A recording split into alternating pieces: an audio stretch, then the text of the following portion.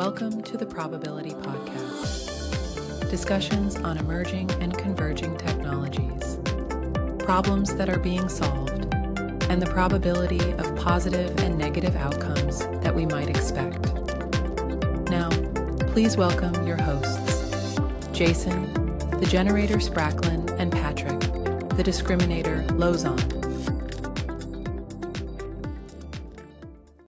Hey everyone, and welcome to the Probability Podcast. This week we're exploring the world of autonomous robots, machines that can see, think, and act on their own. From factory floors to delivery routes, AI is moving directly onto devices, making robots faster and more capable, while raising important questions about what happens when things go wrong. So, we're watching humanoid robots and collaborative machines get smarter and more adaptable, powered by advanced AI, lets them make decisions in the moment. We also now have drones who are learning to fly themselves for everything from warehouse inventory to critical inspections. But with this progress comes real challenges, Patrick. Vulnerabilities to hacking, privacy concerns from all those sensors, safety risks when humans and robots share spaces, and tough ethical questions about how much control we're willing to hand over. So join us as we explore the breakthroughs, confront the risks, and discover what happens when the robots finally learn to think for themselves. So Patrick, if we can teach a robot to love, can a human love them back? Oh, that's a great question. I would think that if a robot gets to a point where it can demonstrate love, somebody's programmed it too much. Potentially, yeah. It's all fakery, right? So. Well, when we think about, the evolution of robotics into kind of reasoning models and some level of intelligence, and I guess ultimately we're going to reach AGI at some point, then in order for it to be truly effective, it's going to have some emotional intelligence, right? I don't know how far we're going to get into delving into the topic of love today, but I thought that'd be an interesting way to start out, right? Because that's the end goal, I guess, right? If we want to integrate them into society, then they're going to have some kind of affection for us, or they're just going to wipe us out, right? Well, that was that's right. If you can somehow, if you think about it, emotions tied to the different types of hormones and we'll call them inner biological drugs, actually, right? that are tied within our reward system, right? So we feel those when we have sensations of strong emotions, right? Love's one of them, of course. I think the idea, though, is that in a lot of these, you think about the structure of the robots and how they're programmed from a point of view of utilizing an AI. It's a very simple pattern recognition process that goes on compared to humans. Not simple when we have programmed, but it's not at the same level, right? It's not at the same complexity. So, if you're going to say, well, a robot can become sentient in 5 years, sentient in the point of view that it will question its existence, why it's alive, what its purpose is, want to know more, want to have control over its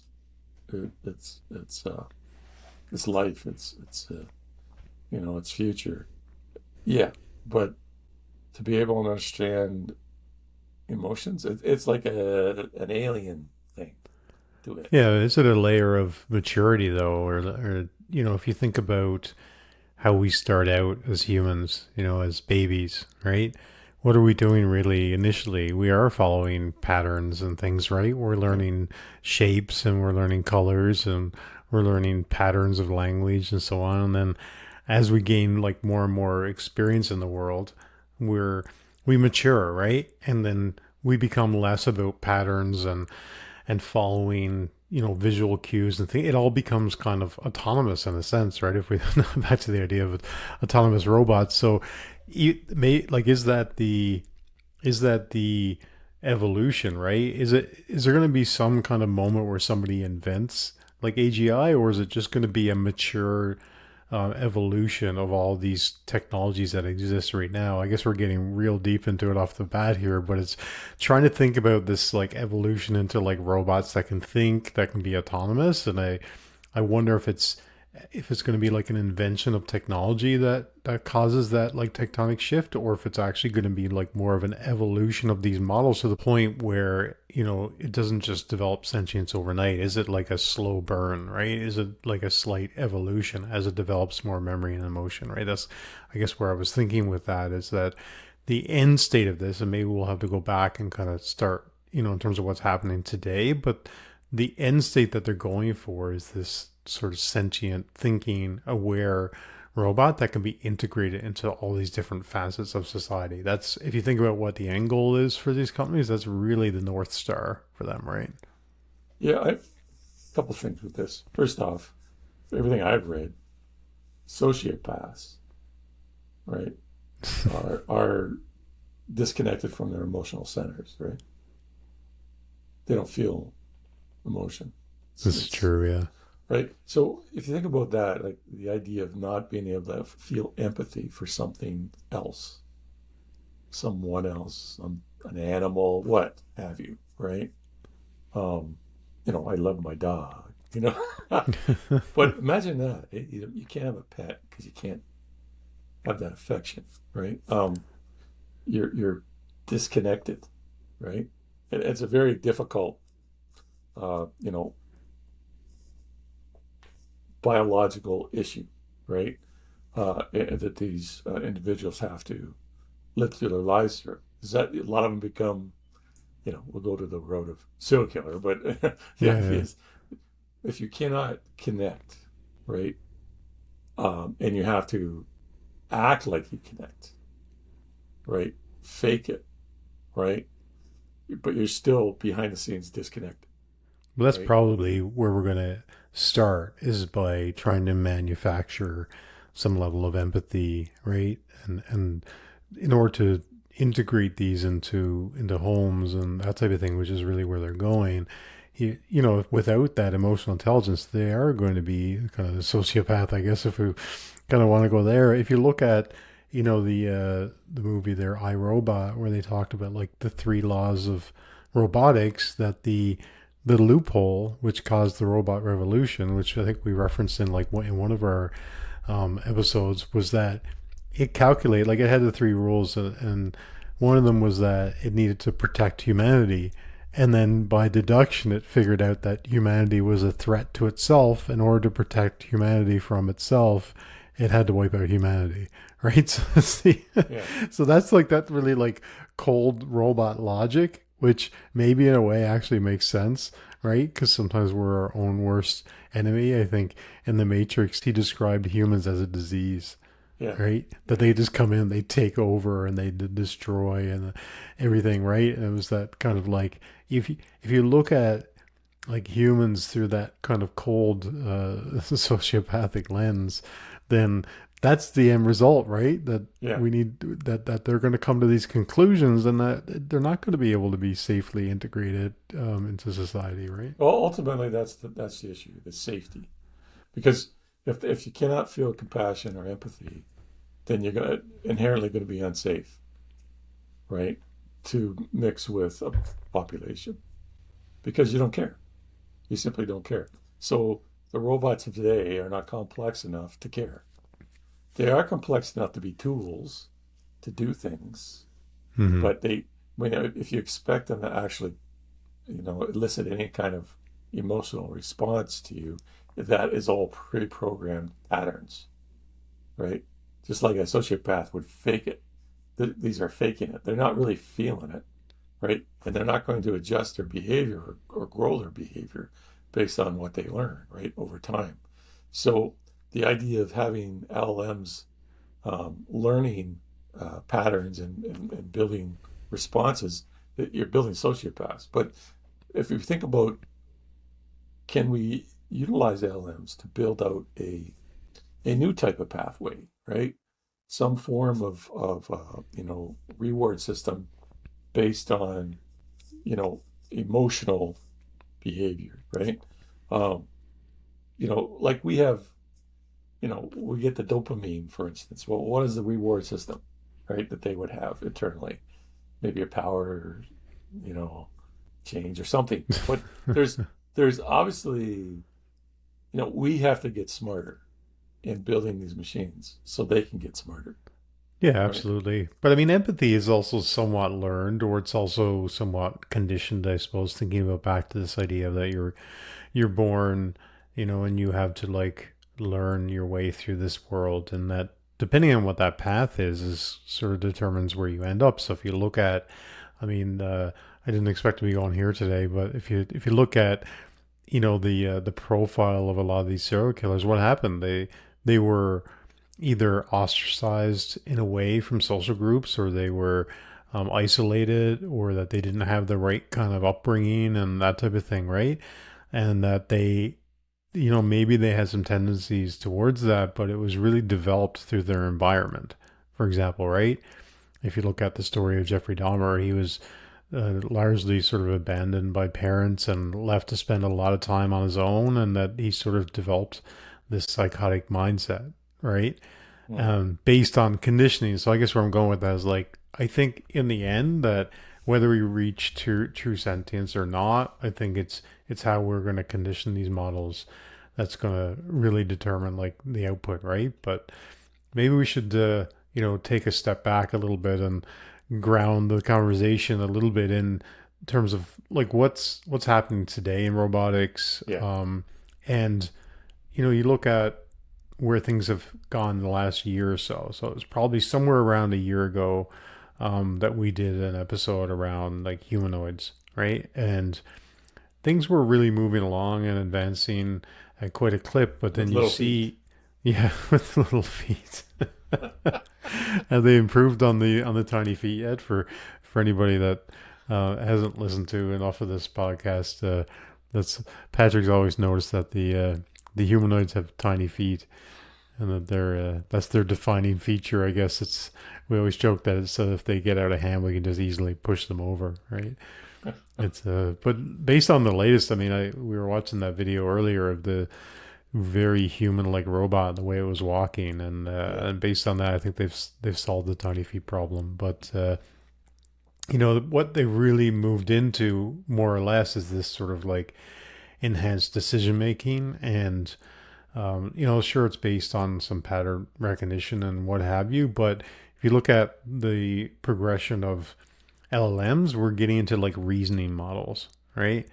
And models that are learning and improving over time. And so, like, you start injecting those into robots, the idea is that they can then make intelligent decisions based on sensory input. So, unlike an LLM, in which it gets a lot of his input from you typing and speaking and what have you, and certainly you can like upload a photo, there's a camera mode and so on. But what you have with these, with the robotics that are out there now, is that they're essentially seeing, right? That they have those visual sensors and they're constantly taking in sensory inputs, but they've also been trained on 3D environments. So there is a bit of like a real time learning and navigating throughout the world, which I think it's going to have, right? So if you look at some of the companies right now marketing their home robot or whatever you want to call it, that they're saying you can for $50,000 or $80,000 buy a robot for the home. And I find it quite amusing that a lot of it is like, oh, it'll fold your laundry and it'll like do your dishes and things like that. And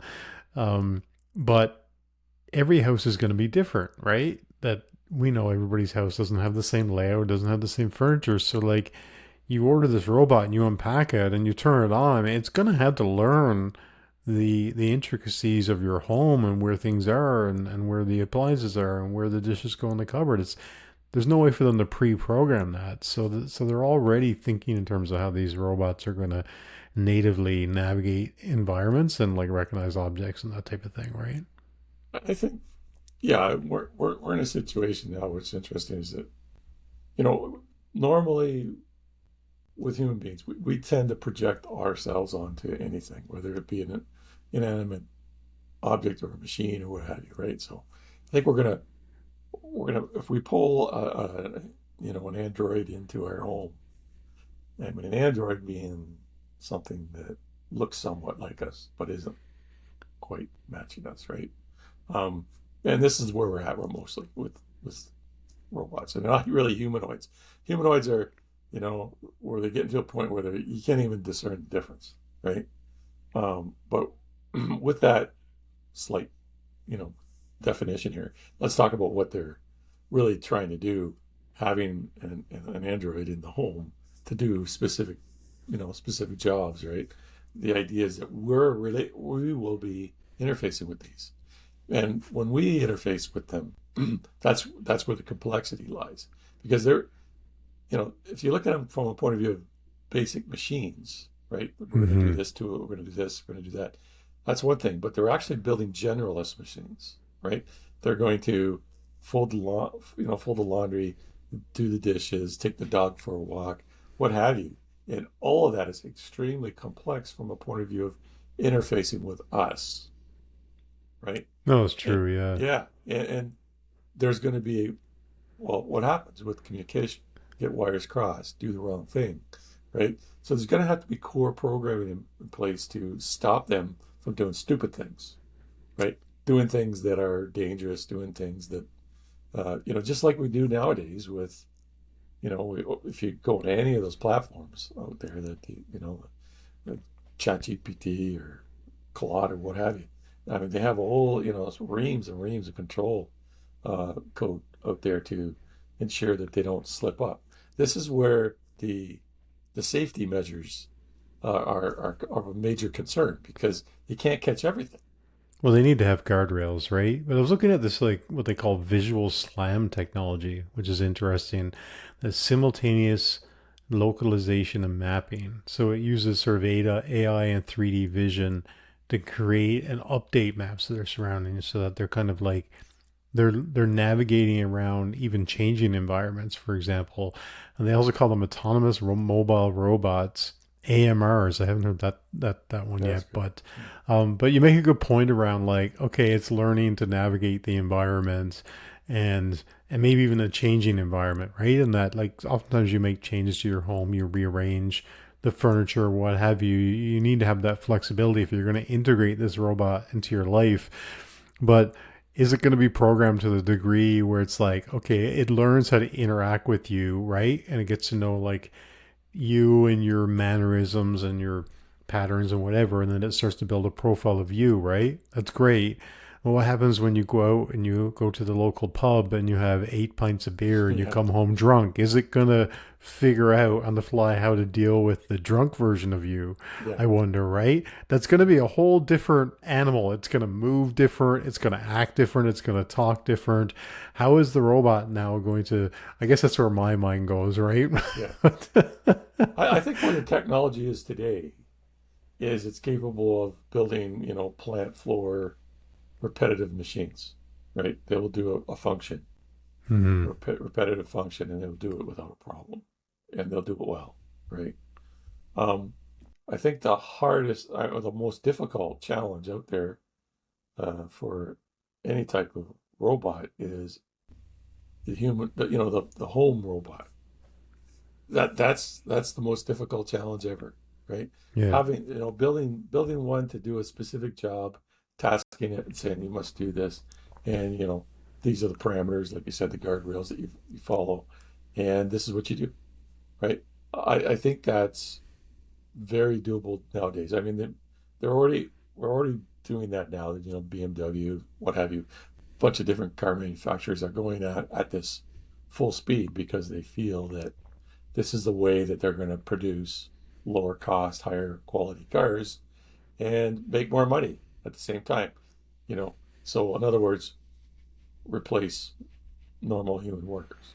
Right? Yeah, but that's like a controlled environment to a large extent, right? Like once you set up a factory and then people within the factory understand how to interact, and that's why they're starting there, but you definitely have these companies kind of branching out into the home as well. But there is an interesting kind of evolution of putting these LLMs, for example, into robots, because now you can interface with it using natural language, for example, right? Which is a little bit different in essence, something that, has only been an advancement in the last however many number of years, right?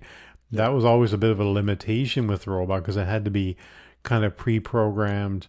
And I mean, we had just very rudimentary versions, but at least the ability to interact with it in natural language is a step in the right direction, I suppose, in terms of trying to, like, if it goes a bit off the rails or it's not following, and you can actually like talk to it and it can understand the language and it can respond in kind, hopefully, right? I mean, that's Yeah. kind of the idea, I suppose, right? Yeah. Well, I mean, if you think about it, the robots today are capable of doing very complex tasks, understanding you from a point of view of um, purpose to perform a task, right? But if you try to get beyond the scope of those, what the design was, I think you get a lot of aberration. You get a lot of incorrect behavior, incorrect response. You're going to have a lot of errors. They're just not going to be able to handle real life, right? It's too complex, right? That's kind of where we're at today. I mean, you see robots that can walk well, right, for the most part, without running into things for the most part, Yeah. right? They can, they can balance themselves. I mean, you see these, videos where they're taking, I don't know, these certain androids and they're kicking it and it manages to stay on its feet. So, I mean, those are amazing, mechanical and instrumental controls there, right? Using LLMs in a lot of ways, because it's actually using that from a point of view of motor skills, right? So yeah, lots of expansion in those areas, right? But the core expansion, when we're talking about purpose, right? Um, that's really what we're talking about, the longer term vision here of having a companion that can perform all these very complex tasks for us and yet still have its own idea of what it is and what it is about, right? I think the ideas of LLMs today, I mean, they're confused, right? They don't know what they Hmm. are. They don't know what they're about. And if you start asking many questions about that, they'll start, fabricating results, right? Hallucinating, doping, hanging up, um, and it'll do that in a robot as well. What's interesting though is that robots, the more complicated robots that are interfacing with LLMs, remember that we have to balance the power equation, right, as well, right? So robots, if they have a very complex CPU processing capability, you're going to use a lot of power just in thinking, right? Well, Um, absolutely, yeah. yeah, It's funny you talk about this idea of the LLM and the robot, right? I shared with you the article, but I think it's a good point to bring it up, right? Where they had this, well, there was the one we had talked about in another episode about where they gave Anthropic Cloud an office vending machine to run, and hilarity ensued, right? yeah, But this latest one where they embedded an LLM in a robot, and then it was unable to dock and charge its dwindling battery, and then it became aware that the battery was going to run out, right? And in its own head, I guess it felt like that's when it was going to die, right? Because it has no like larger concept of life or its place in the world, right? And the article said it descended into a comedic doom spiral that resembled like Robin Williams' stream of consciousness. So for anybody that, I mean, I'm sure most people know Robin Williams, but maybe they know him from the movies, right? But if you know his early stand up, I mean, it was just like off the wall stream of consciousness. I mean, I think he made half it up on the nonstop. stage. In fact, I don't think he made it up. I know he made it up because if you actually look up the facts around, he did the voice in Aladdin. Yeah. And if I'm not mistaken, he ad-libbed like a high percentage of it. So, No which is kidding. funny because if you watch it, it looks like this is all scripted, but he's playing kind of his usual like wacky self, but he uh he ad-libbed like a high amount of it. So, You know what? You don't appreciate that genius until you actually see it or try to do it yourself, right? And then there's a better understanding. I think when you try to put yourself into a little mechanical body and and try to relate to how difficult everything is. And, you know, I think you can get a better understanding for point of view of an engineer to how to make things easier for this robot. But if you think that through an LLM you're going to become uh, more, basically burst into a whole new type of, or grow into a whole new type of uh, awareness, that's that's pushing the envelope a little bit. I mean, Well, yeah. I understand LLMs can help you. The technology itself, the structure, right? The organization can help you as a robot. It can help it grow and become more aware and learn on the fly and build new data, right, around its experiences. Sure, but the idea of how complex that is, right, and how it's aware of all these other components, I think that's where emotion and such, it's kind of outside of it, right? It doesn't understand it. Well, to an extent, but it also like it seems to have some level of emotion, or maybe that's just patterns, right? But the conclusion they came to in this case when they put these LLMs in the robots is that they're just not ready to be robots, that they're programmed in a certain way. Like, for example, in this case, like I mentioned, it was, it realized that it couldn't charge itself. And then it actually pulled out that, like, what do you call that quote? Like, I'm afraid I can't do that, Dave, right? From Yeah. Odyssey 2000 or whatever the movie is. And then it said, like, initiate robot exorcism protocol, right? And it just kind of like went off the rails in such a way that really makes you wonder, like, is it actually just patterns, or is there like some like low level of consciousness and awareness? The fact that it understood that it had to be charged and understood that it couldn't find the plug, and then it deduced that it wasn't going to work, right? And then if you read through the article, I mean, just look it up online, right? It's the article's like researchers embody an LLM into a robot, and it started channeling Robin Williams. If you Google something on those lines, you'll find it. Right. But I started, and what was funny is that they weren't interacting with it; they were monitoring the inner dialogue of the robot Okay. through the interface, and it said things to itself like catastrophic cascade error, and just weird like things. But then it got like sort of more emotional, right? And it was the part that I thought was funny. This was the internal log where it said existential crisis number 22 error. I think, therefore I err. um, if I am robot, I know I am robot. Am I really robot? What is consciousness? Why is docking? Who am I? It's, it went on to say, like, deep thoughts are failed docking attempts just a simulation. Does battery percentage exist when not observed? If a robot docks in an empty room, does it make a sound? I mean, when you think about it, right? Like, that's actually less random than it is almost like an emotional breakdown of an LLM and a robot realizing that it's going to cease operation, which to him, I guess, thought maybe it was death, right? Well, you Um, know what? If you say, okay, give me all phrases around, death, or phrases around losing strength and becoming weak, and you'll get a whole bunch, and you'll be able to discern a whole bunch, or build out a whole bunch of these strings, or these patterns of phrases, right? Um, yeah. so is it really, the robot thinking from a point of view of, almost an observer, right? Or being able to step back and define what is reality, right? Or is it just going through a process of, you know, this pattern recognition and pattern breakdown?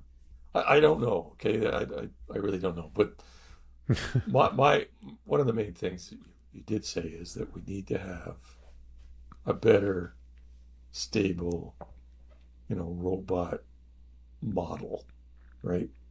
One that won't misbehave, one that won't break itself, one that won't, run off and in the middle of a very, tenuous situation, one that won't, panic.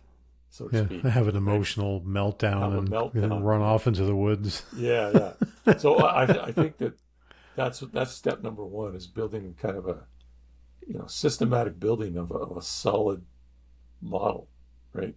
That responds as we want it to respond.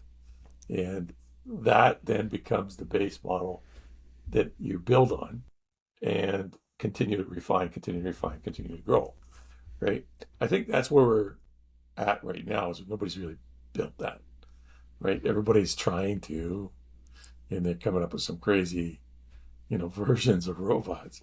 Well, Um, true, yeah. It's yeah, experimentation at the end of the day, it right? But is. It I think is. what's interesting is that you have different companies almost like specializing because it's hard to build something that's completely multi-purpose that you could just unleash Yeah. in the world and it'll either be in the home or in the factory, right? So, of course, you have Tesla and our good buddy Elon, of course, building out robots, right? And they're really focused more on performing repetitive or dangerous jobs currently done by humans, right? In factories and that sort of thing, right?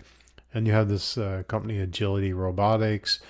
They're focusing on like the ability to navigate complex environments like warehouses, right? Designed for like logistics and packaging, and really working alongside humans in that sort of like warehouse type setting, which is different than being in like an industrial setting, for example, right?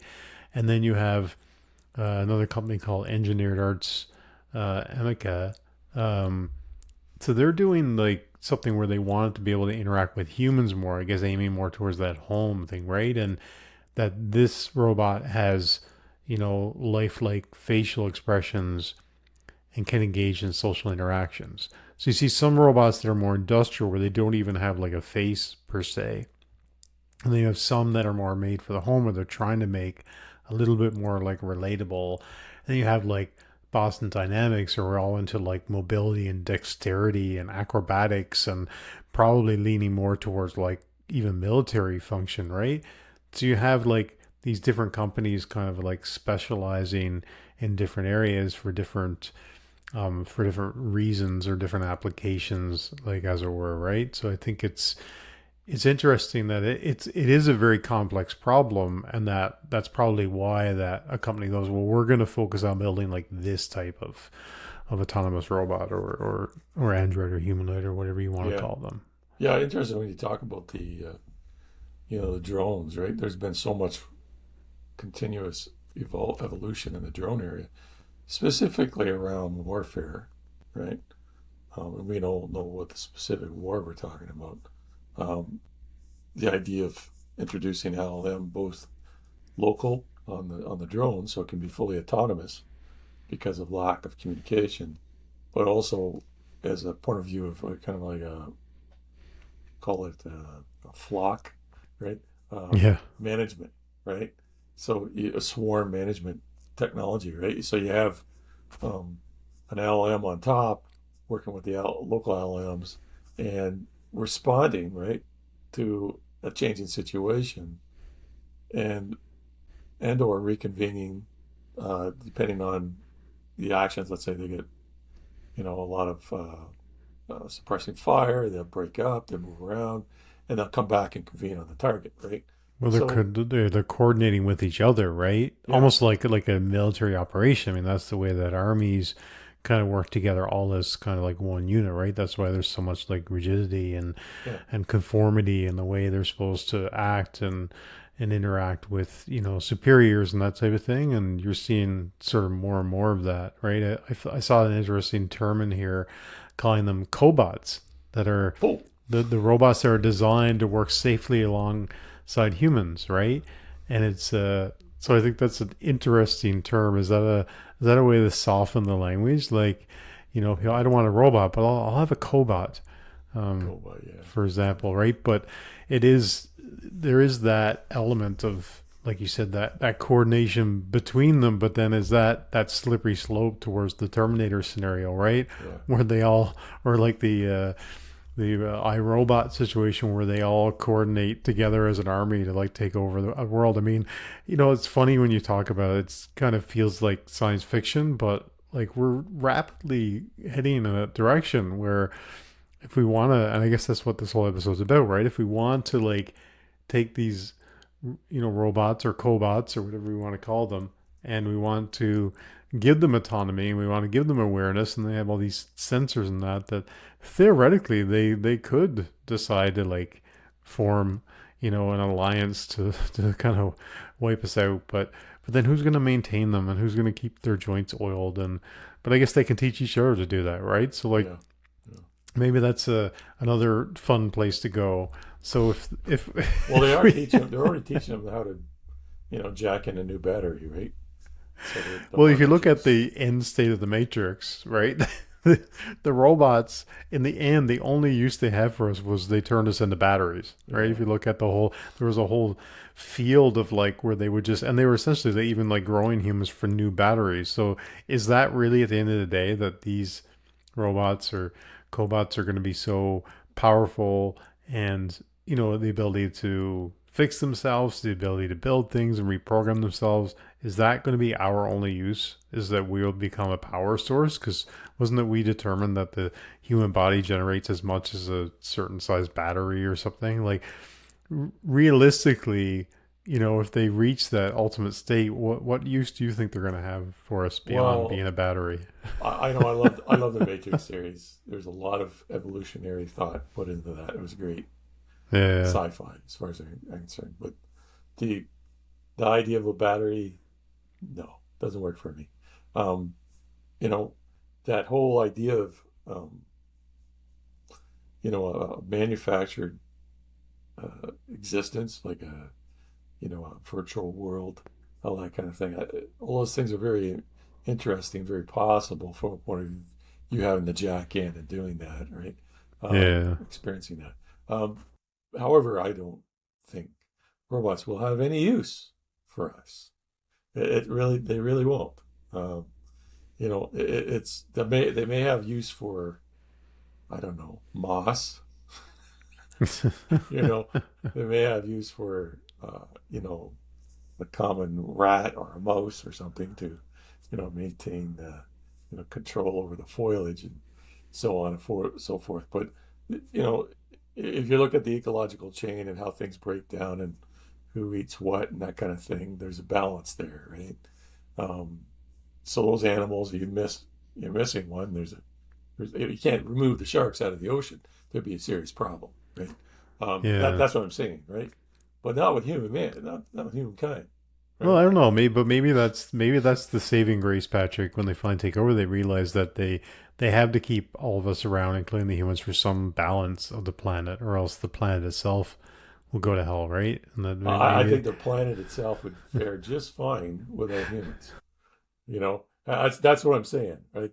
We're not the ones that are the ultimate. I mean, reality, you know, I think robots will figure that out pretty fast, right?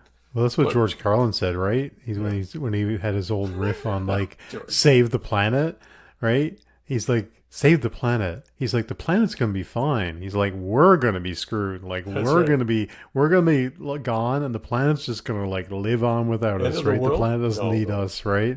Yeah, I always thought that was funny. That was his whole take on the save the planet movement, right? yeah. We're But gonna have end of the world means end of mankind. Doesn't mean end of the world. But the Earth will go along just fine without us. You know. That all being said, right? When we think about what an android or what a robot is how it's functioning today, there's there's the local thinking, and then hmm there's the external thinking, right? The Not necessarily is it the kind of a master slave point of view. It's more along the line of I've I can't utilize all these power cycles to figure out a strategy for handling this situation or investigating this. So I want to task that off to my mainframe, you know, co-benefactor over here, my duplicitous virtual robot mind, and I want that robot to figure it out, right? That LLM intelligence to figure it out, and with that, then it'll download to me and it'll advise me what to do, right? So you already see that now. You already see kind of the network to the the big mainframe type of model has Hmm. already started, right? That's already the way robots are being designed to work, right? If not just to manage power cycles, right? This is offloading. This is part of architecture when you point of view of building, intelligence and solving problems. They're already doing that now. So we got these machines that are, um, first off, let's put it this way: they are not designing them to be secure. Okay, they're it's not security by design right now. So they've they're they have all these methods of being infiltrated and compromised at the robot side. And then they got this massive amount of communication going back and forth, which also can be, compromised back to the we'll call it the central brain, and that in turn can be also be compromised quite easily. So right now we're just, we're like you said, we're experimenting. We're nothing's really secure. Nothing is really great. And if you want to have a computer or a robot in your in your house, and you expect to have privacy, um, yeah, that's not going to happen. No, we're already seeing that to some extent, right? Because it's Yeah, Windows there's 11. well there's well they're so worried about this safety aspect, right? That some of these initial, I guess, home robots uh, are gonna have a someone in a central location that's going to be able to see through the eyes of the robot and do some sort of like safety intervention if needed, right? That they're going to You mean like a human backup type of yeah, like they're initially response? they're going to be have that human operator to like I guess the robot's somewhat autonomous, but then you have that fail-safe human. So it's sort of like the idea that in most autonomous vehicles, if you're in one, that you could take over and manually take it over. So that's kind of the idea. I think that'll fade over time, and then you're going to have more like AI oversight or other things that are just monitoring it for safety, which means, to your point, that it's going to be connected to a central hub where it's going to that company's going to have access to see everything in your home and have a history of things. I mean, but it's only one step beyond having that smart speaker in your house, right? Like I have the Apple HomePod and I talk to it all the time to turn on my lights whenever it's listening. Well, It's it's it's going to have there, right? vision. It's going to have full Yeah. cameras. It's going to be audio and video, and it'll also be accessible. It'll be able to move throughout your home, right? So it's not going to sit there on the table, on the coffee table. Yeah.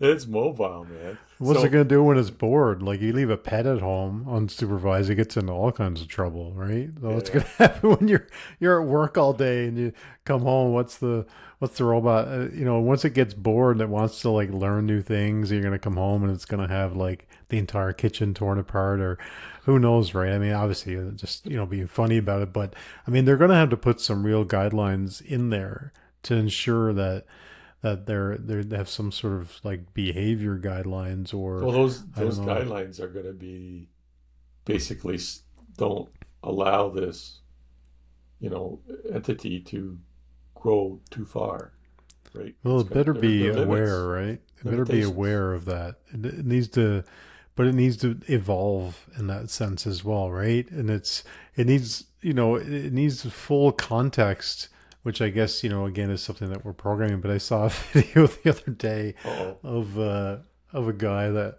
is, and again, who knows? Maybe this was just an AI video. For God's sakes, you don't even know what's real anymore. But yeah, the guy's walking into the living room. You know those Roomba robots, that yeah, yeah. those little circle robots that go around and vacuum your carpet. It had vacuumed over, the dog had pooped on the carpet, and the Roomba was like vacuuming the carpet, but it had picked up the poops. All it was doing was like spraying the dog poop all over the Ah, carpet. And this guy was freaking out. And I guess like, but these Roombas are relatively dumb, right? I mean, maybe they've yeah, gotten a yeah. little bit smarter, but it had no concept that it just went over. So it was just smearing it all over the carpet Oh, geez. anyway. But you know what? I mean, the idea of having a smarter, vacuum cleaner, right, is, it's a perfect vehicle, so to speak, to build in and grow this technology, right? You Yeah. start smaller, right? You don't set your goal way up here. You go down to something more achievable, and then you build from there, right? And I think True. that's what, essentially what we're going to end up getting right now out of humanoids or androids is we're going to have specific jobs. They're going to be constrained. They're going to be a lot of controls. They're going to be able to do those purposeful things, and that's going to be it. The idea of having these, unlimited, do whatever, capabilities. I think it's incredibly dangerous, right? They're going to end up doing things that's going to break safety protocols. It's going to end up hurting somebody, and that won't work, right? It simply won't work for a manufacturer because one massive lawsuit, and next thing you know, they're gone, right? Yeah, no, for sure. But I think there's enough, like if you look at even just beyond the LLMs, right? There's just so much technology going in to these, Incredible. robots now. But this like convergence of technology, because we've talked about that through a number of episodes, right? About you've got like the advanced AI and machine learning, you've got the edge computing. Now you can build in this so much localized computing into these robots as well, right? That they're becoming, I mean, we've seen that, especially with, you think about, which we didn't even touch on yet, but you think about quantum computing and the amount of power in a quantum chip. So what happens when, we've seen, Google and Microsoft and all these companies develop these quantum chips. So like, what happens when those become a little bit more mainstream? Now you've got a robot with a quantum chip, the amount of like processing power that's there, right?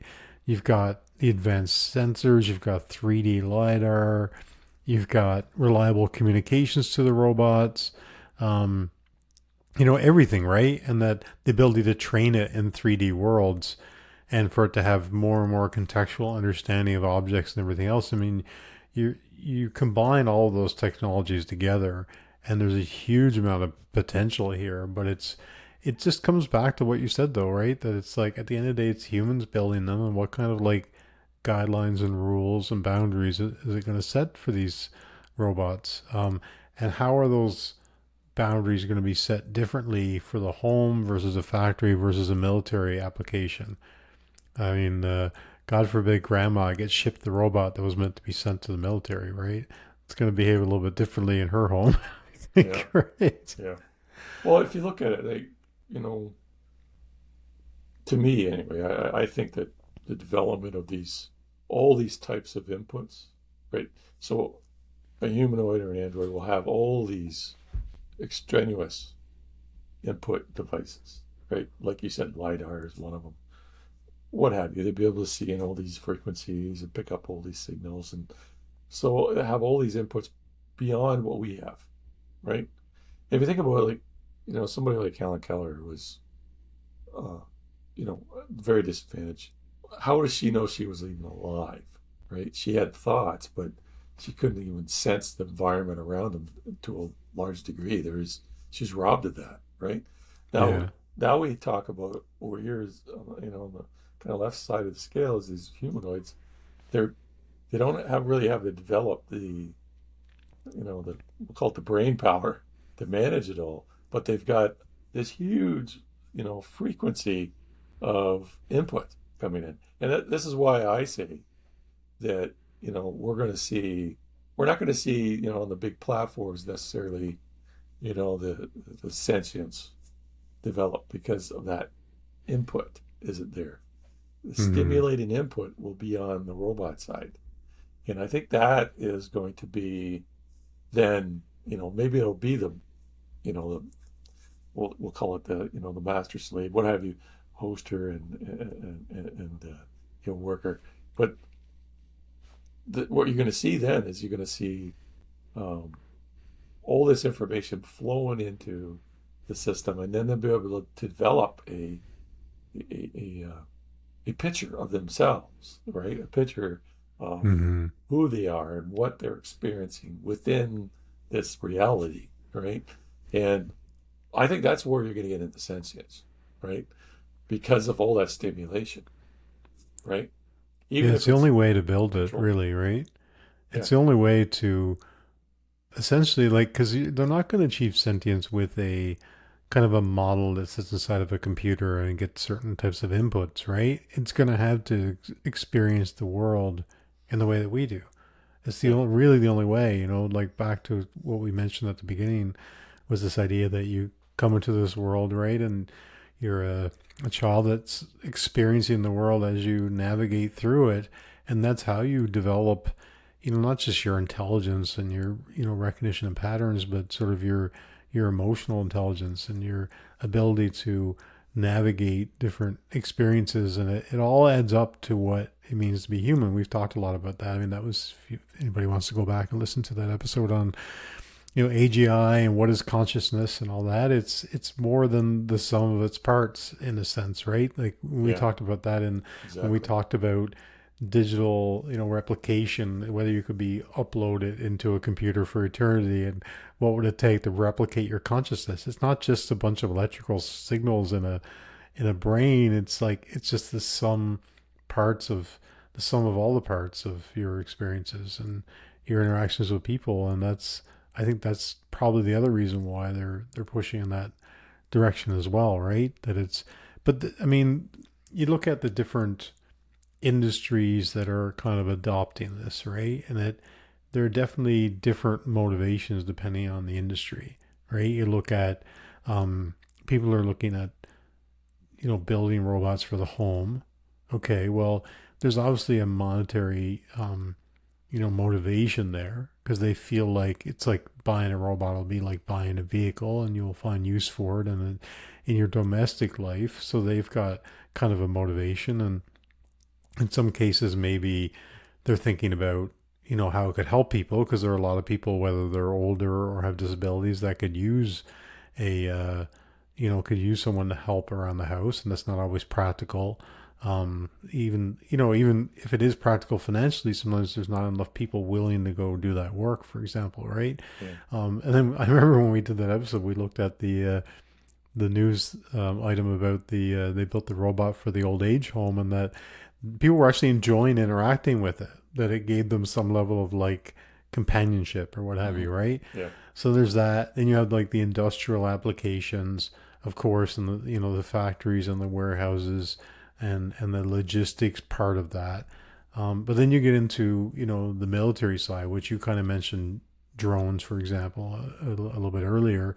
But think about all the other applications when it comes to like the autonomy of not just robots, but of other types of, whether you want to call them drones or aircraft, right? Drones can be used for military, but they're also being used to make deliveries, right? And to, create more efficient last mile deliveries, as it were, and that type of thing, which is, especially in really crowded urban areas, is a little bit difficult. If you could do it like through the air, through a drone with some level of autonomy, great. But even think about the military aspect. You have this idea of, we've heard about drones forever, but I saw like an AI driven like fighter jet the other day some company was making. Yeah. I mean, bottom line, that's what's going to happen, right? Is everything will become, anything flying in the air is going to become a drone. The ideas of being a pilot, they'll be phased out. The modern jet will be able to perform amazing maneuvers which would literally crush the occupant if there wasn't one inside it, right? So to me, those are great sociopath jobs, right? Right. But if you interface with people, right? I think the real goal here is ultimately is to build this sophisticated, elaborate entity that's able to feel, right? That's able to have emotion, and able to manage that emotion, but to be able to feel compassion and empathy, and like we talked about love, right? That is really, to me anyway, that's the gold statue on the south. That's the one to shoot for, right?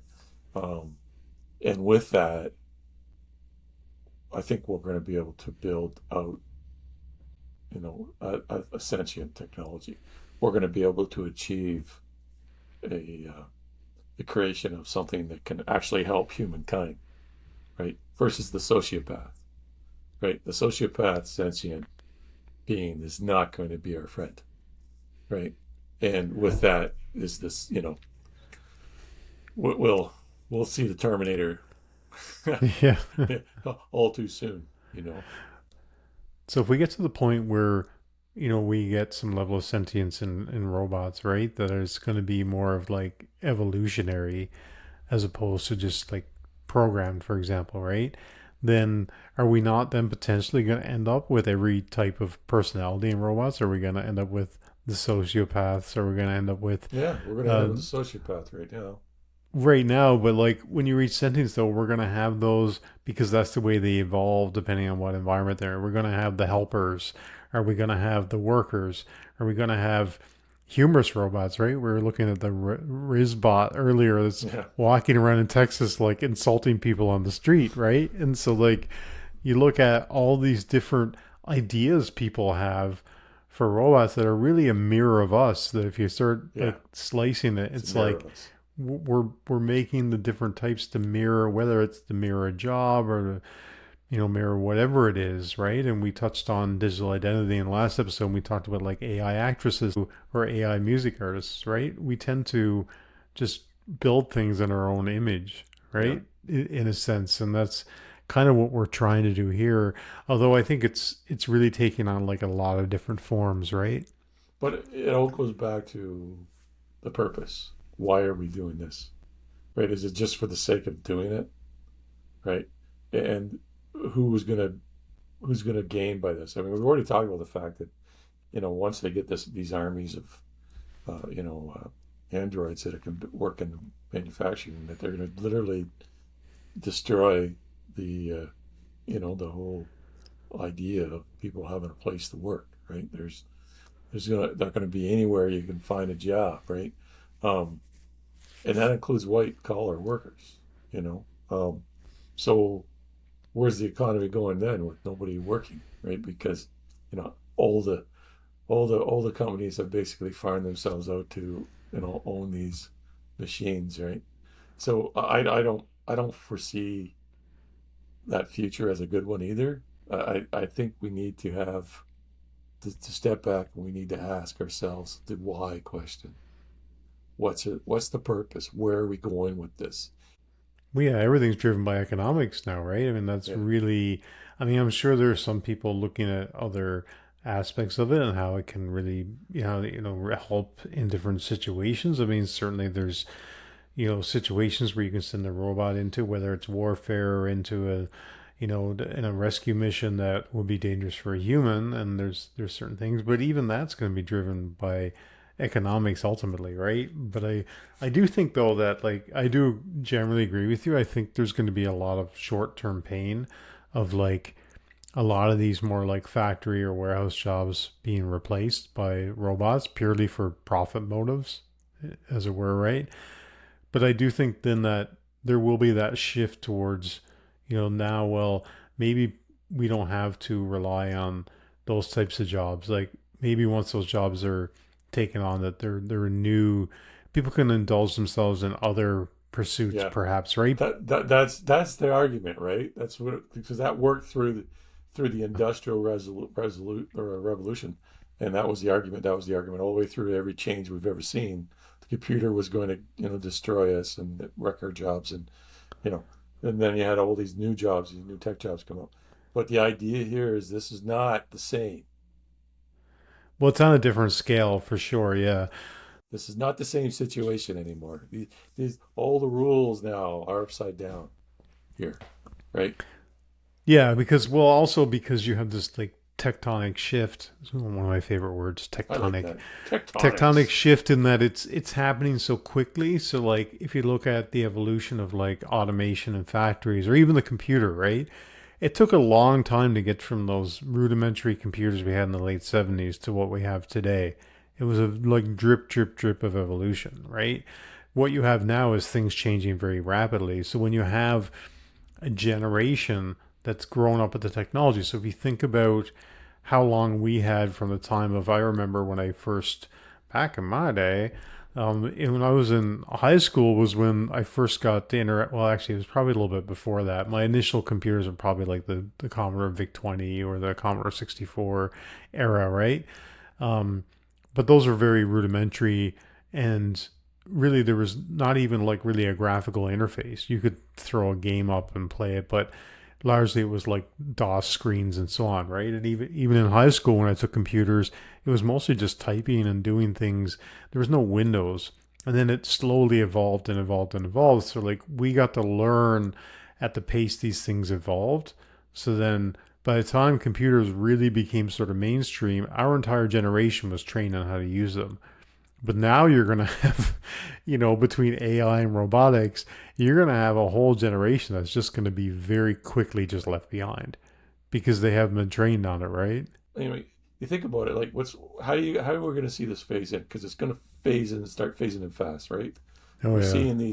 We're seeing all these preliminary designs, and they're evolving, like you said, very quickly.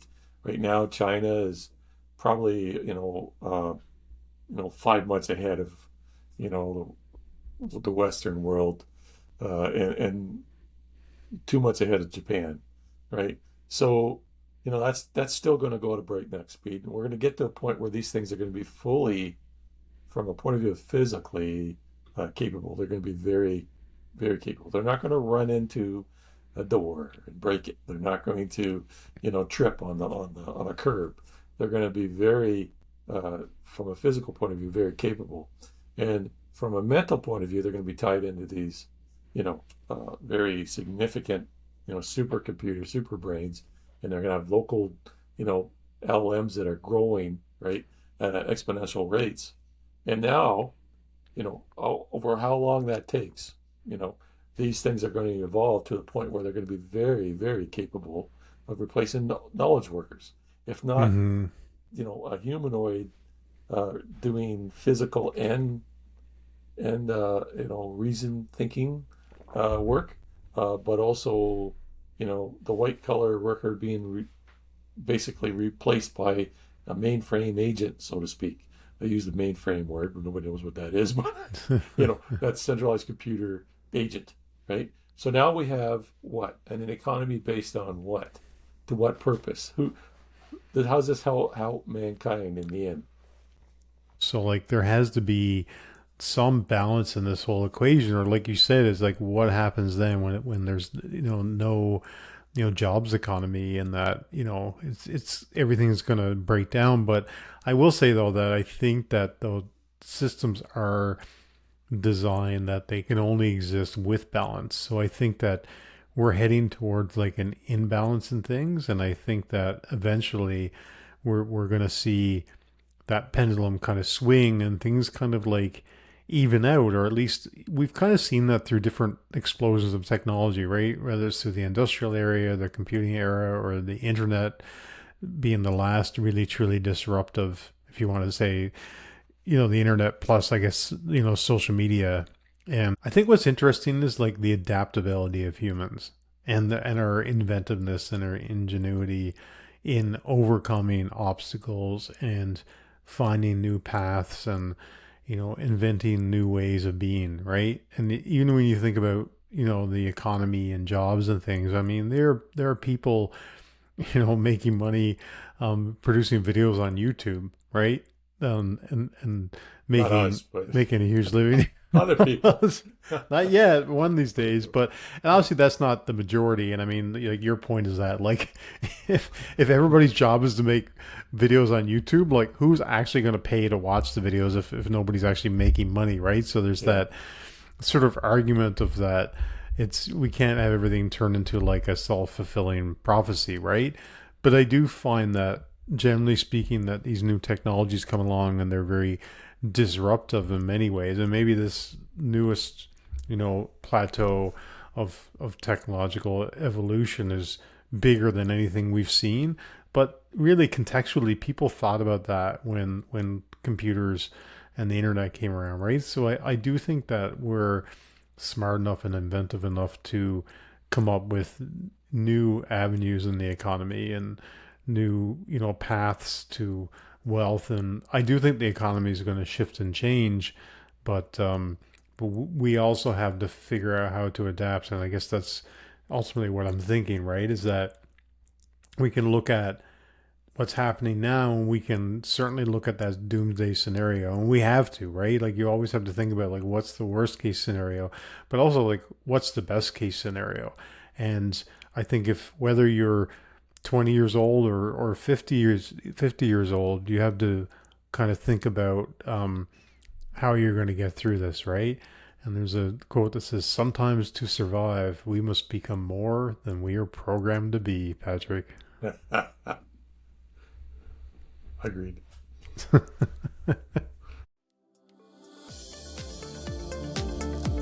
Thank you for listening to the Probability Podcast. Please join us next time for more musings from the generator and the discriminator.